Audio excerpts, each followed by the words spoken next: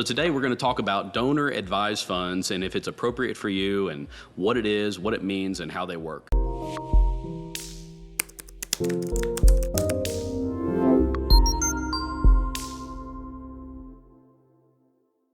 So the first thing to understand about a donor advised fund is they're available from a variety of different custodians. Fidelity is a commonly used donor advised fund. Renaissance is another popular provider of donor advised funds. Charles Schwab offers a donor advised fund. They're available through a variety of different sources. But main thing to understand is donor advised funds are basically a tool that allows common folks, that don't really want to have the complexities and expenses associated with running a private foundation, but it allows folks to be able to have a lot of the features and benefits of a private foundation in a much simpler and easier to manage tool called a donor advised fund. A donor advised fund is an account that you're going to create at one of these custodians that allows you to be able to contribute cash or more commonly stocks or securities of some sort. But I think you could also gift cryptocurrency, land, artwork, all kinds of assets can be gifted to a donor advised fund to my knowledge. But most common is going to be cash and preferably securities of some sort. Further than that, highly appreciated securities for tax benefits. So the main objective here is that we can give assets to a donor advised fund and get tax benefits in a single year, but not necessarily have to distribute the funds from that donor advised fund all at one time. So a good case study would be if you had a husband and wife that, say for example, they normally give $500 a month or $1,000 a month to their charitable organization that they prefer, say their church or other charity, and they're currently just giving away cash out of their checking account every month to that charitable cause. Now, one thing, and pay attention to, keep an eye out for our masterclass on taxes and itemizing your tax return versus standard deductions. But the main thing to understand is that it's most people, unless you're giving sizable amounts of charitable gifts or other charitable giving items, or possibly looking at higher amounts of mortgage interest, etc.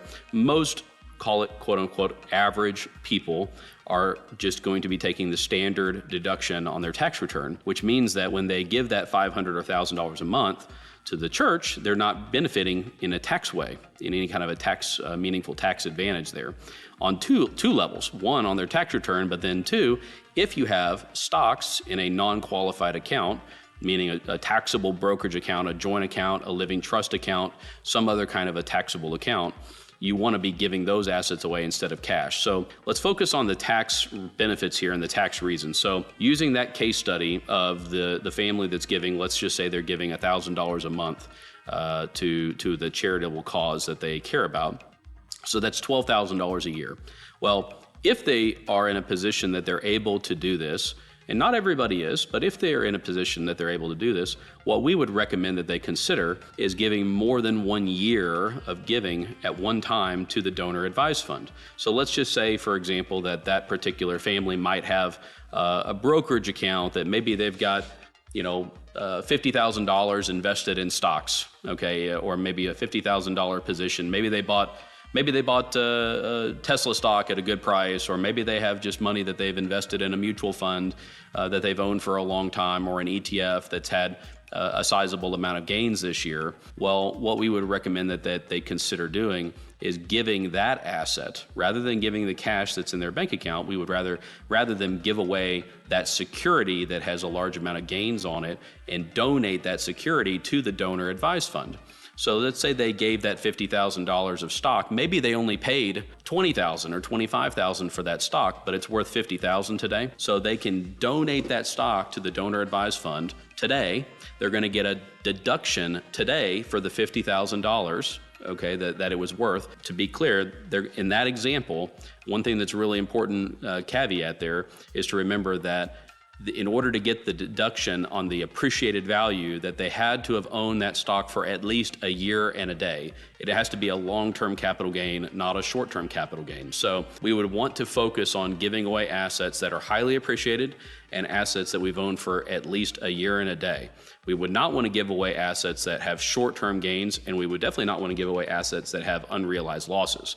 So assets that are long-term capital gains that are highly appreciated are the ones that we want to give to the donor advised fund. Using that example, they would give that stock to the donor advised fund.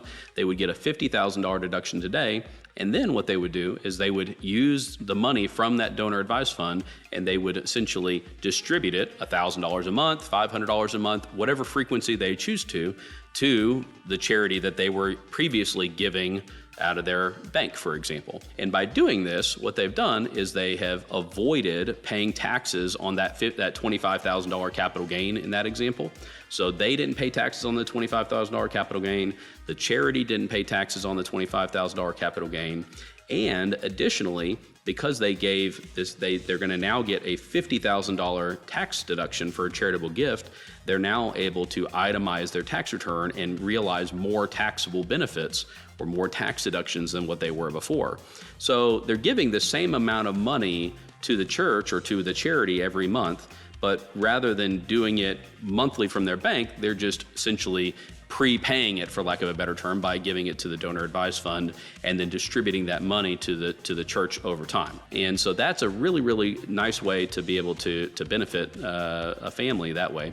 One other kind of a trick there is, if you're going to take that type of approach where we're going to try to stack our deductions and itemize our return, you'll want to make sure that you're looking for and scraping up every possible tax deduction in those years that you itemize. So some people will choose to try to itemize their return every other year is a strategy that some people will implement.